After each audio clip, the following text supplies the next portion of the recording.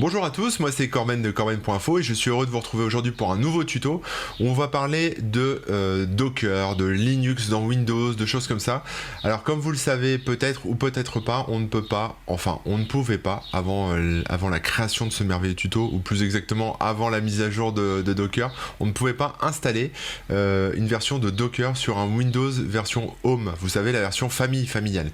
Docker était réservé qu'au Windows Pro, ou Windows 10 Pro, et pas Windows 10 Home.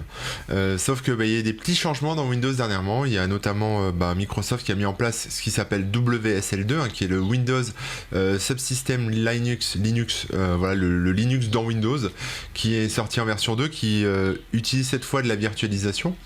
Et donc c'est plutôt une bonne nouvelle parce que ça a permis à l'équipe de Docker d'intégrer, de faire tourner en tout cas Docker sur un Windows Home. Donc je vais vous faire un petit tuto là-dessus pour vous expliquer tout simplement comment installer WSL2 sur un Windows Home. Ça marche aussi sur un Pro si vous voulez, et comment installer ensuite Docker sur Windows Home pour pouvoir ensuite créer des conteneurs sur un Windows Home tout à fait standard. Donc pour ça, on va aller sur mon ordi. Donc là, je suis sur mon Windows. Alors c'est une version Home, je vais vous montrer, qui a été fraîchement installée. On va la lancer, voilà. Je voulais taper WinVer. Normalement WinVer, alors il faut peut-être lancer un terminal. On va voir, il n'y a peut-être pas de programme WinVer. Si, il y a WinVer. Exécuter la commande. Voilà, WinVer, vous voyez, donc j'ai mon Windows 10 et on est bien sur une édition famille. C'est écrit ici, Windows 10 famille. Donc voilà. Alors, ce qu'on va faire d'abord pour installer WSL2, on va lancer PowerShell. Voilà, donc PowerShell, vous l'avez ici, vous allez en bas dans la barre de recherche et vous tapez Power par exemple, voilà, PowerShell. Donc vous l'avez ici, vous ne cliquez pas tout de suite dessus, vous faites un clic droit dessus et vous l'exécutez en tant qu'administrateur, parce qu'on va avoir besoin de lancer des commandes qui vont impacter l'admin, donc on a besoin de le lancer en administrateur. Là vous faites oui, et vous avez PowerShell qui se lance. Il est beau, il est là, il est frais. C'est PowerShell, le nouveau tout beau. Donc il est lancé. Maintenant on va entrer une première commande qui va en fait activer le sous-système Linux. Alors on peut le faire via des fenêtres, en cliquant sur rechercher, ajouter des nouvelles fonctionnalités, etc. Mais moi je vais vous montrer la version en ligne de commande. Je vous les mettrai dans un article qui sera lié à la vidéo. Vous n'aurez plus qu'à copier-coller, mais c'est plus sympa de le faire en ligne de commande parce que ça va plus vite, c'est moins galère à cliquer partout. Donc la commande elle est simple, c'est dism.exe, ok, /online /enable feature, donc pour lui dire d'activer la fonctionnalité. On met ensuite dans feature name le nom de la fonctionnalité qu'on va activer. Donc ici c'est Microsoft-Windows-subsystem, j'essaie de pas aller trop vite pour pas faire de faute de syntaxe, -linux/all. Voilà, donc vous tapez ça et vous faites entrer. Donc là on a le sous-système Linux qui est en train de se déployer. Donc ça mettra plus ou moins de temps à s'installer en fonction de votre machine et de votre réseau. Donc apparemment moi ça prend un peu plus de temps que d'habitude. C'était plus rapide tout à l'heure. Non, c'est bon, ça a l'air de décoller. On va voir ça. Donc voilà, là on est content, c'est déployé. Donc à ce stade là, maintenant il va nous demander de rebooter. Donc il faut redémarrer une première fois. Je vous retrouve tout de suite après. Alors nous revoilà sur notre Windows fraîchement redémarré. Donc maintenant ce que vous pouvez voir ici, c'est qu'on a, alors si je lance PowerShell, je vais lancer PowerShell en mode admin, on a WSL qui est installé. On va essayer un truc.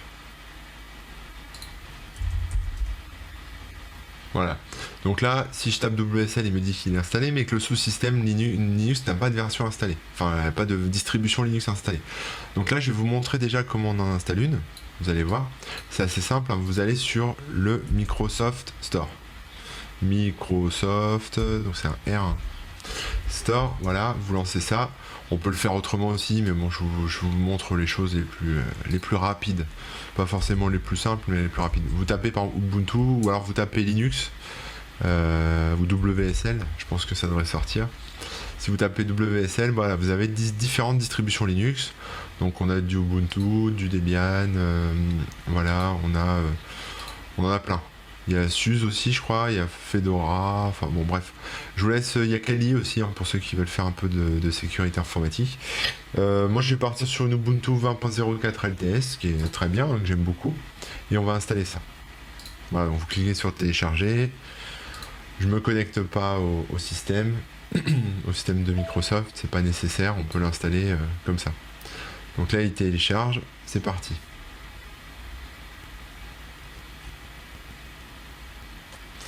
Ubuntu est installé, on peut le lancer maintenant. Donc on clique sur lancer ici ou en bas, hein, vous faites comme vous voulez. Voilà, donc il est en train de finaliser, on va dire, l'installation ici. Donc là, Ubuntu est lancé, donc évidemment, il vous demande de vous créer un nom d'utilisateur, un mot de passe.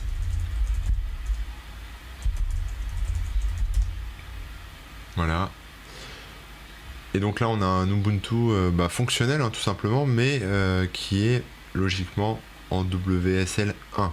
Vous savez, donc là, je vais pas l'utiliser, hein, mais bon, voilà, on a un Ubuntu, vous pouvez faire des commandes, vous pouvez faire vos scripts, vous pouvez installer des logiciels, ce genre de choses, il n'y a pas de souci. Maintenant, ce qu'on va voir, c'est qu'est-ce qu'on a exactement en version d'Ubuntu là-dessus. Donc on a une commande, je vais vous montrer, qui s'appelle WSL-list en paramètres, suivi de -verbose, pour afficher en fait les machines Ubuntu, enfin les machines Linux pardon, que vous avez en WSL. Donc on voit que là j'ai une machine Ubuntu, mais qui est en version 1. Bon ok, elle est en version 1, moi ce que je veux c'est la version 2, parce que la version 2 de WSL permet d'installer Docker. Donc ce qu'on va faire, c'est qu'on va installer, tout simplement, on va activer en fait une fonctionnalité de Windows encore, qui va permettre d'avoir accès à la virtualisation pour pouvoir ensuite installer WSL 2. Donc ça passe par une autre commande que je vais vous donner, qui s'appelle donc dism.exe, vous tapez ça dans PowerShell, hein, toujours en mode admin, hein, votre PowerShell, n'oubliez pas, online, /online, /enable-feature, ok, et ensuite on met le nom de la feature, donc c'est /feature-name, 2 points, et là vous mettez virtual, machine, plateforme. Alors plateforme, il n'y a pas de E, hein, c'est plateforme, F-O-R-M, /all, voilà. Et vous faites entrer. Donc là, j'ai dû me tromper. Oui, j'ai mis un tiret. Voilà, j'ai mis un tiret. C'est pas feature name, c'est feature name de tout coller. Je me suis fait avoir.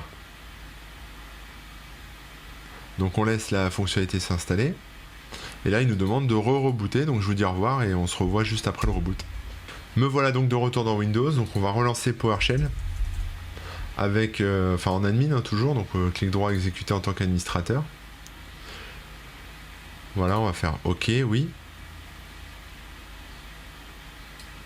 Et ensuite, ce qu'on va essayer de faire, c'est tout simplement de convertir l'image que j'ai de Ubuntu en version 2. Donc, on va la porter sur version 2. Donc, je vous rappelle, hein, quand on fait ceci, on a la liste des machines installées. Donc là, par exemple, si j'en installe une autre, on va faire un test, hein. Je redécouvre un peu certaines choses en même temps que vous, en même temps que je fais le tuto, mais on va pas s'énerver. Donc on retourne sur le Microsoft Store. Je vais installer une autre distrib. Donc vous refaites WSL. On va plutôt partir sur un truc que je connais comme Debian. Voilà, ça au moins on est sûr, ça va s'installer. Donc on va faire non merci, voilà. Donc il va installer Debian. Maintenant moi ce que je vais essayer de faire quand même c'est je vais vous montrer comment on convertit une machine Ubuntu ou autre, hein, ou la Debian en version 2 de WSL. Vous allez voir. Donc là si je refais une petite liste WSL list verbose, évidemment elle n'est pas lancée en fait, je l'ai pas lancée, donc il faut penser à la lancer avant qu'elle s'installe, qu'elle finisse l'installation. Même étape de configuration que tout à l'heure pour Ubuntu.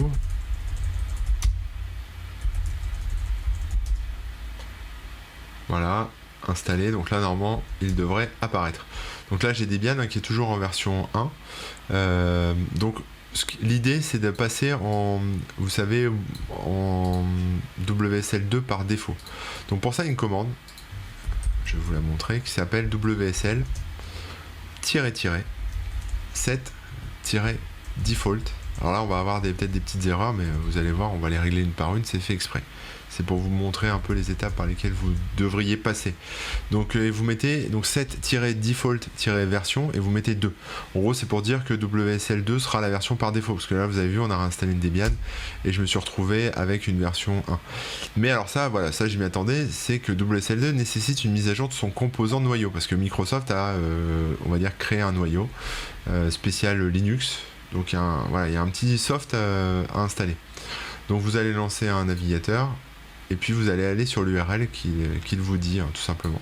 Donc c'est aka.ms/wsl2 kernel. Entrée. On se retrouve donc sur le site de Microsoft qui nous dit plein de blabla, etc. Mais on a ici un lien qui s'appelle télécharger le dernier package de mise à jour du noyau WSL2. C'est ce qui nous intéresse, donc on va l'installer. On le télécharge, bon je l'exécute directement. Voilà. Hop, donc là on a un bon petit programme d'install voilà, à la Microsoft, à la Windows. On fait Next, on installe tout, ça roule. Voilà, et on fait Finish. Donc normalement on devrait être bon là, hein. Je ferme ça. Je vais rouvrir PowerShell et puis je vais repasser en version 2. Donc là vous voyez, il me dit plus rien, il me dit pour plus d'informations, bon un peu de blabla, mais il y a plus message d'erreur sur la mise à jour du composant. Donc là on va réinstaller encore une distrib Linux pour vous montrer un peu les changements, c'était fait exprès. On va prendre une autre distrib, j'ai vu qu'avec Kali on peut s'installer Kali, on va toutes les installer tant qu'à faire. Alors afficher tout, qu'est-ce qu'on a? On a Kali Linux là, voilà, qui est une distrib basée sur Ubuntu je crois aussi, ou sur Debian, peu importe, qui en fait embarque plein de logiciels pour faire de la sécurité informatique. Donc on installe Kali et on va lancer Kali.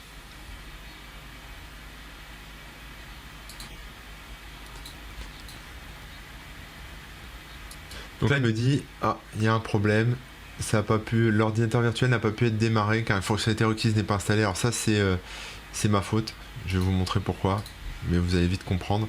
Parce que là en fait par défaut il essaye de l'installer avec WSL2. On va regarder un peu tout ça, mais je vais vous montrer, parce qu'en fait je suis dans une VM, une machine virtuelle, et j'ai pas coché l'option qu'il fallait, mais je vais vous montrer. Donc si vous avez une erreur au lancement d'une machine virtuelle, donc là comme j'ai eu avec Kali dans mon exemple, qui vous dit que l'ordinateur virtuel n'a pas pu être démarré car une fonctionnalité requise n'est pas installée, vous avez deux possibilités. Soit vous êtes sur une machine virtuelle et là il y a une petite case à cocher, soit vous êtes sur un vrai PC, un ordinateur réel, physique, et là il faut aller dans le BIOS et activer les options de virtualisation, donc tout ce qui est Hyper-V, enfin voilà, tout ce qui est option de virtualisation. Donc moi là je suis sur une machine virtuelle pour vous faire la démo. Donc ce que je vais vous montrer, c'est comment est-ce qu'on fait pour faire ça sur VMware. Donc je vais vous emmener sur ma machine. Voilà, donc là j'ai Fusion de VMware, mais vous avez les mêmes options dans VirtualBox ou d'autres outils de virtualisation. Si vous avez, donc comme je vous disais, un vrai ordinateur, ça se passera dans le BIOS, mais moi ça se passe ici. Donc dans les paramètres, vous faites un clic droit en fait sur votre machine virtuelle, vous allez dans les paramètres et vous sélectionnez processeur et mémoire ici, option avancée là en bas, et là vous avez une petite case à cocher. Alors on la voit pas bien, il y a un petit bug de visualisation, mais qui s'appelle activer les applications d'hyperviseur sur cette machine virtuelle, qui permet d'exécuter des applications de virtualisation moderne en fournissant un support pour Intel VTX EPT dans cette machine virtuelle. Donc vous cochez cette case, elle est un peu compliquée à attraper, mais bon voilà, et ensuite on va relancer la machine et on va voir si Kali démarre tout simplement. Donc après avoir activé cette option de virtualisation, je retourne sur mon Windows et je vais lancer Kali tout simplement. Donc qui est en fait installé en version 2, en version WSL2. Parce que justement on le voit, parce que comme WSL2 a besoin de virtualisation, le fait qu'on ait eu cette erreur montre qu'en fait Kali a bien pris en compte, enfin l'installation de Kali a bien été faite sur WSL2. Donc là là le lancement va se faire tout simplement. Donc rebelote, vous commencez à connaître la chanson, il faut faire vous mettez votre pseudo, vous choisissez un mot de passe, voilà, ça c'est pour la config de la distrib Linux tout simplement, rien de très complexe. Et donc voilà, là vous avez votre Kali qui est fonctionnel. On va le fermer, on va relancer un PowerShell juste pour qu'on puisse voir la liste en fait des machines. Voilà, exécuter en tant qu'administrateur. Ici, et on va relancer la commande, vous savez, la commande list dont je vous parlais tout à l'heure, qui permet en fait de lister les machines WSL que vous avez sur votre système. Donc pour ça on fait WSL list verbose. Hop, voilà. Et donc là, ce qu'on voit, c'est que Kali est bien en version 2. Alors malheureusement, Ubuntu n'est pas en version 2, Debian n'est pas en version 2, mais je vais vous montrer comment est-ce qu'on transforme une WSL 1 en WSL 2. Vous allez voir, c'est pas très compliqué. Il suffit pour ça de faire WSL -7-version. Et là, vous mettez le nom de votre machine. Donc moi, c'est Ubuntu-20.04. Donc il faut vraiment l'écrire comme ça. Ubuntu 20.04 et vous faites un espace et vous indiquez le chiffre 2 pour dire qu'on veut du WSL2. Donc là il nous dit que la conversion est en cours, ça prendra quelques minutes, ça peut être plus ou moins long en fonction de votre machine, on va le laisser faire et je vous retrouve tout de suite après. Donc voilà, la machine virtuelle est convertie. Donc si on repart sur mon ordinateur et qu'on fait un WSL-list verbose ici comme tout à l'heure, vous pouvez voir que Ubuntu est passé en version 2, donc WSL version 2. Donc là maintenant vous savez transformer une machine WSL1 en WSL2. C'est pas plus compliqué que ça. Ensuite, le but de cette vidéo, c'était quand même de vous montrer comment installer Docker et le faire tourner sur un Windows Home. Maintenant, il n'y a plus rien qui nous l'empêche. C'est très facile. Il suffit d'aller sur le site de Docker, de télécharger Docker. Je vais vous montrer. Donc Docker sous Windows, ça s'appelle Docker Desktop. Vous pouvez l'installer, je pense, en ligne de commande aussi, mais on a ce qu'il faut sous la main avec une interface, etc. Donc on va partir là-dessus. Donc là, Windows a deux versions, enfin il y a plusieurs versions proposées, il y a une version stable et une version Edge. On va prendre la version stable pour Windows. Et on va tout simplement le lancer, le télécharger et le lancer. Et là vous allez voir en fait qu'il y a une option qui est très importante au niveau de l'install de Docker qui va faire un peu toute la différence. Voilà. Donc là on fait oui, on lance le programme d'install, on accepte. Voilà, donc là Docker va télécharger en fait tous les packages, tout le nécessaire pour fonctionner. Donc une fois que Docker a installé tous ces packages, voilà, il nous propose une configuration et donc là il faut bien laisser cocher Enable WSL2 Windows Features pour dire que voilà on a besoin de cette fonctionnalité de WSL. Donc on lance le truc, ça va installer, ça va décompresser tous les packages. Voilà, donc là on est content, Docker est fini d'installer, on peut sortir de là. Donc après, le temps que se lance Docker, ça peut être un petit peu long. Alors il faut se déloguer de Windows pour, on va dire, appliquer l'installation. Ne me demandez pas pourquoi, c'est comme ça, il faut respecter les désirs de Windows. Donc on se délogue et on va se reloguer sur Windows. Et donc voilà, Docker devrait se lancer maintenant, donc je vais le lancer. Donc vous double-cliquez, là il vous a mis un petit lien, mais vous l'avez dans le menu démarrer, vous l'avez en ligne de commande, etc. Donc il n'y a plus aucun souci. On va le laisser démarrer tranquillement. Et puis je vous retrouve juste après. Donc voilà, Docker est lancé. On a donc, vous pouvez voir la petite icône, alors là j'ai la petite fenêtre, la petite pop-up qui me dit que c'est lancé. Mais si vous allez ici en bas dans la barre des tâches, vous avez Docker Desktop is running, c'est la petite baleine blanche ici qu'on voit pas super bien. D'ailleurs je dois être totalement derrière. Attendez, hop, on va déplacer la vidéo. Voilà, elle se trouve, donc il se trouve ici, la petite baleine blanche, voilà, ici.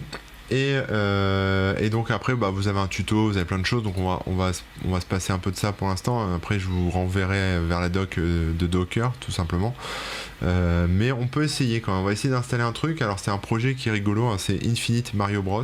Donc maintenant que Docker est fonctionnel, on va lancer un terminal, donc une invite de commande. J'ai pas installé le vrai terminal de Windows, mais écoutez, tout simplement on va se rendre ensuite sur le hub de Docker, donc le hub.docker.com, c'est tout simplement un espèce de dépôt en fait. Vous voyez ici hub.docker.com avec plein d'images, plein de conteneurs de Docker qui sont proposés on va dire en téléchargement si je peux dire.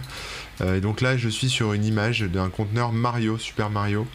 C'est juste pour vous montrer, pour tester. Donc on va copier-coller la commande dans l'invite de commande MS-DOS et on va lancer ça. Donc là il va tout simplement récupérer l'image, récupérer le conteneur, et ensuite on va pouvoir lancer. On va voir si on peut lancer une appli Docker tout simplement. Alors j'ai pris celle-là parce qu'elle est un peu marrante, mais on va voir si on peut lancer une appli Docker directement sur un Windows Home pour vous montrer que c'est pas du pipeau. Donc on attend que ça télécharge et je vous reprends tout de suite après. Donc l'image de Docker de Infinite Mario Bros est téléchargée, donc maintenant on va la lancer tout simplement. Donc on va faire un Docker run, -D pour le lancer en démon, -P pour spécifier le port. Donc on va partir sur un port, alors il faut en mettre 2 apparemment, donc zut, qu'est-ce que j'ai fait? Je suis remonté un peu trop vite. Donc on recommence, Docker run -D -P. On part sur donc un port qui va de 8600 et après on spécifie le 8080 peng by / docker Super Mario. Donc ça c'est l'image, c'est le nom du conteneur. On le lance, j'espère que ça va fonctionner. C'est une grande première pour moi, je n'ai jamais lancé ça. Donc on va autoriser l'accès, ça devrait être bon. Donc maintenant on va tester tout simplement. On va lancer un nouvel onglet dans le navigateur ici et on va taper localhost 2 points. C'était bien ça. Peut-être faut attendre un petit peu. Ah voilà. Donc voilà, c'est bon, avec le port 8600 ça fonctionne, il suffit d'attendre un petit peu le temps que ça se lance. Et donc là on a bien un petit Mario infini qui se lance. Alors Docker n'est pas du tout fait pour faire ça, je vous rassure, mais je suis pas très bon. mais voilà, c'était pour l'exemple, pour vous montrer qu'il est possible effectivement de lancer une machine Docker sur un Windows Home, tout simplement grâce à WSL2. J'espère en tout cas que ce tuto vous aura intéressé, que vous aurez appris 2-3 choses. Et puis quant à moi, je vous dis à très bientôt pour un prochain tutoriel, peut-être un peu plus court, j'espère pas plus long. Et voilà, amusez-vous bien dans Windows. Rejoignez-nous sur Twitch, parce qu'on est nombreux maintenant sur le Twitch. Donc vous cherchez sur Twitch Corben FR, vous aurez d'autres tutos comme celui-ci en live pour apprendre d'autres choses. On pourra discuter, ça pourrait être sympa. Et puis sinon le blog corben.info ou le Twitter Corben ou tous les réseaux sociaux de la planète, n'hésitez pas, cherchez-moi, vous me trouverez. Allez, à très bientôt, ciao tout le monde.